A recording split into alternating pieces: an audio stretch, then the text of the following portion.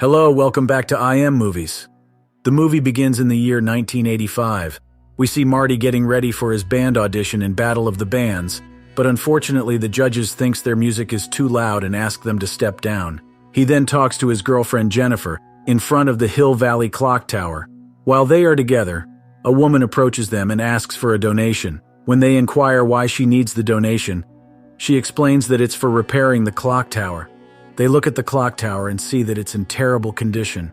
The woman reveals that exactly 30 years ago, there was a lightning strike that damaged the clock.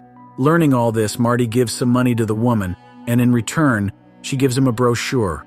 After that, Jennifer mentions that she's going to her grandmother's house. Just then, Jennifer's father arrives in a car to pick her up. As Jennifer is about to leave with her dad, she suddenly remembers that she forgot to give her phone number to Marty so they can stay in touch. She quickly returns and writes her phone number on the brochure that the woman had given to Marty earlier. After doing this, she heads off with her father, and Marty also goes back to his home. The next scene shift focused to Marty's family.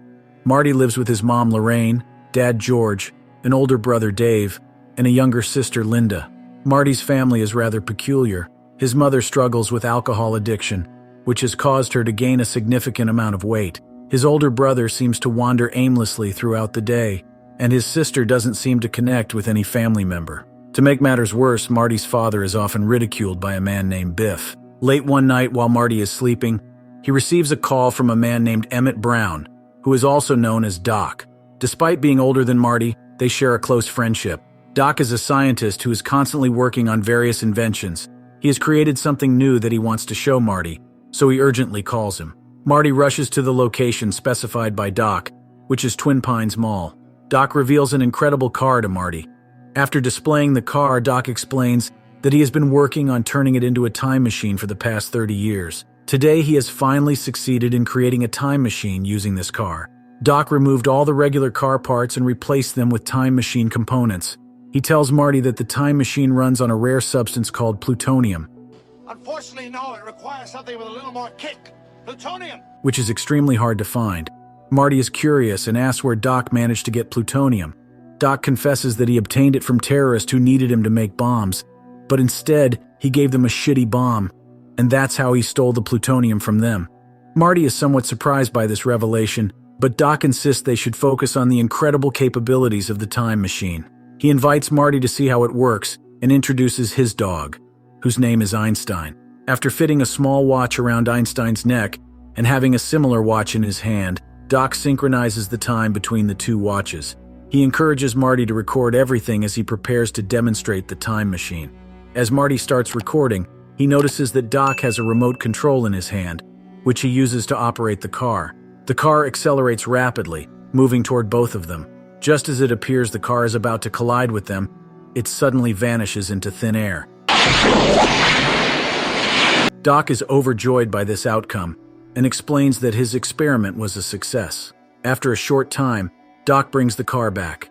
He removes the watch from Einstein's neck and compares the time between the two watches, revealing a significant time difference. It becomes clear that the car has traveled through time. Marty is fascinated and asks Doc when and how he came up with the idea to create the time machine. Doc explains that exactly 30 years ago, in 1955, he had a life-changing accident where he fell and was severely injured. It took him a long time to recover, and during that period, he had an epiphany that he should create a machine like this.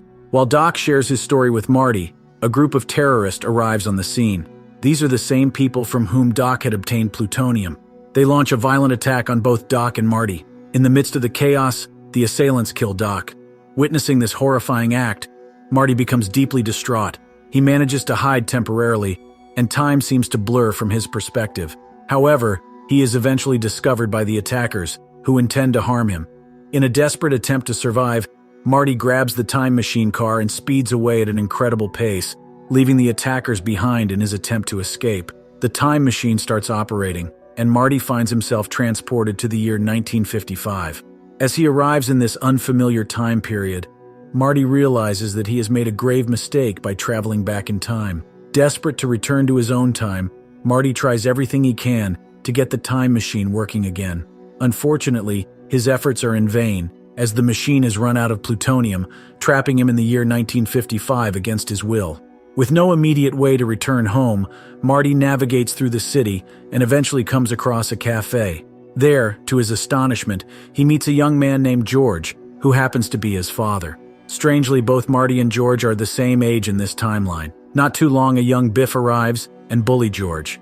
It becomes evident that George is repeatedly being bullied by Biff. Marty understands that Biff has been a nuisance to George, both in the past and the future. Driven by curiosity and a desire to learn more about his family, Marty begins to follow George. He discovers George is a pervert, and he uses a telescope to watch someone dressing. While George is engrossed in watching, the tree branch breaks, causing George to fall to the ground. Just as a car is speeding toward the fallen George, Marty intervenes. He pushed George and Marty is the one hit by the car. This heroic act brings Marty inside a house and is being treated by a girl. When Marty wakes up, he learns that the girl is her mother, a young Lorraine. The situation becomes even more complicated as Marty's mother, who does not recognize him as her son, is now drawn to him because of his heroic actions. He learns that his parents, George and Lorraine, had met in a similar way in the past. Over time, their chance encounters had blossomed into love, leading to their eventual marriage. As Marty recalls these events that her mother Lorraine told him before, Marty comes to a profound realization that his interference may have disrupted the natural course of events, preventing his parents from meeting as they should have. The danger he had just averted with Lorraine could have been the very event that initially brought his parents together. Feeling overwhelmed and conflicted by the unintended consequences of his actions, Marty decides to make a hasty exit from the scene. He runs away, unsure of what steps to take next. Marty is determined to find Doc because he understands that if he wants to return to the present time, he will need Doc's help. After a short search, he locates Doc and commends him for being a genius and creating a time machine in the future. However, Doc doesn't initially believe Marty's story and thinks it's a joke. Marty proceeds to share the story of Doc falling. You fell and you hit your head on the sink. That's why he got his bruise, and learns the formula for time travel, which piques Doc's curiosity. He begins to realize that Marty may not be joking and starts listening to the details about the time machine. As they discuss the situation, both Marty and Doc went to the crash car and come to a realization that they need plutonium to power the time machine. Doc, look, all we need is a little plutonium.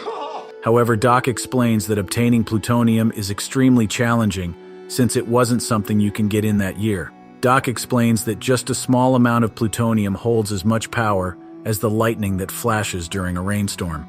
Hearing about the immense power of plutonium, Marty starts to understand its significance. Marty has a moment of realization. He remembers the woman who had asked for donations to repair the clock tower damaged by lightning. He takes out the brochure from his pocket and explains to Doc that he knows when and where the lightning will strike, as it's detailed in the brochure. He believes they can harness that lightning's energy to power the time machine. Doc acknowledges Marty's plan and expresses his intention to improve the time machine. He decides to set up the time machine on the clock tower eventually. However, for the time being, he advises Marty to stay inside the house, as their actions in the past could have serious consequences for the future. He emphasizes the importance of not interfering with the future. Marty begins to understand the gravity of his actions and the potential danger they pose to his own existence if his parents don't meet as they should. Doc suggests that Marty should try to find a way to reunite his parents in some manner to ensure the continuity of his own existence. Following that, Marty arrives at George's school to rectify the situation. Marty approaches George and engages him in conversation. During their discussion, Marty encourages George to invite Lorraine to the dance. George, pleased with the suggestion, takes Marty's advice to heart and approaches Lorraine to ask her to the dance. They meet in a cafeteria where Lorraine is on the verge of understanding the significance of this momentous event. George delivers his line when a sudden interruption occurs. Biff, the troublemaker, starts insulting George, this time in front of Lorraine. Seeing this, Marty becomes infuriated and rushes to confront Biff. He engages in a physical altercation with Biff in an attempt to defend George. As Lorraine witnesses Marty standing up to Biff, her attraction towards him intensifies even more. It seems that Marty's actions have once again brought Lorraine closer to him, diverting her attention away from George. Marty's efforts to ensure his parents' meeting have not gone in vain. Following the altercation, Lorraine tracks down Marty at Doc's house, where he is currently staying. She asks Marty to dance with her, Enchantment Under the Sea dance on Saturday? and he gladly accepts. Marty wants to ensure that no one else dances with Lorraine, as he is determined to bring his parents together.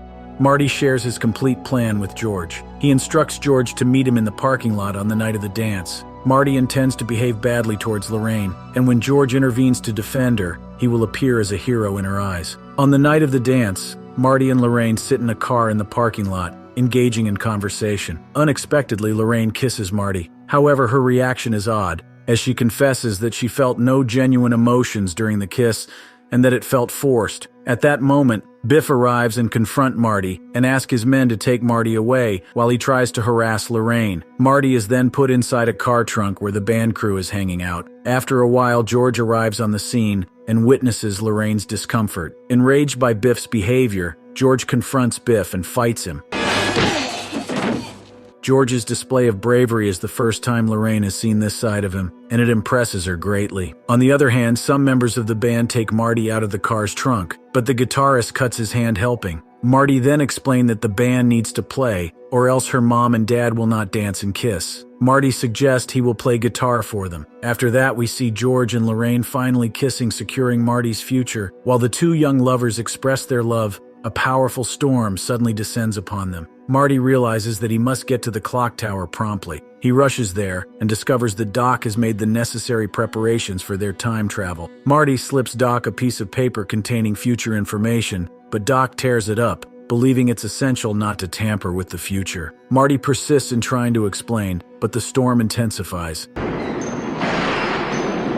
A tree branch falls on the connection between the clock tower and the time machine. Doc climbs the clock tower to fix the connection and asks Marty to start preparing the car. While Marty is inside the car, he thinks of a plan to adjust the time that he will arrive to his destination, wherein he can still save Doc. Marty then drives, and as the lightning strikes the tower, Doc manages in time to put the connection together and gets an electric shock. After returning to the future, Marty is astonished to find Doc alive and well. Doc explains that he had read the letter Marty gave him before he left, which is why he had taken precautions like wearing a bulletproof jacket and avoiding harm. The following morning, Marty woke up and found out that his dad had become a confident and successful science fiction writer. His mom was in great shape and feeling joyful, and his brothers and sisters were doing well. Later, his mom Lorraine asked about the camping trip he had planned with Jennifer. Aren't you going up to the lake tonight? You've been planning it for 2 weeks. Marty told her that their car was in bad shape. Everyone started talking about it until George showed them that Biff was polishing the car in the driveway. Biff came into the house holding a box filled with copies of George's first book that had been published. After that, Marty comes out of the house and meets with his girlfriend Jennifer. While they share a moment, a lighting strikes and Doc suddenly appears with the time machine car in front of them. He wears futuristic clothes. Doc says he needs Marty and Jennifer to come with him in the future because things are really messed up there. Doc says that Marty and Jennifer kids have caused a lot of trouble. Marty and Jennifer feel the urgency of the situation and agree to go with Doc. They all travel together into the future to fix the problems their kids caused. Doc operates the time machine, shows the new upgrade he made, and they disappear into time, leaving us feeling amazed and excited as the movie ends. Thank you for supporting my small channel. Please like and share this video to help this channel out. Thanks for watching, and see you at the next one.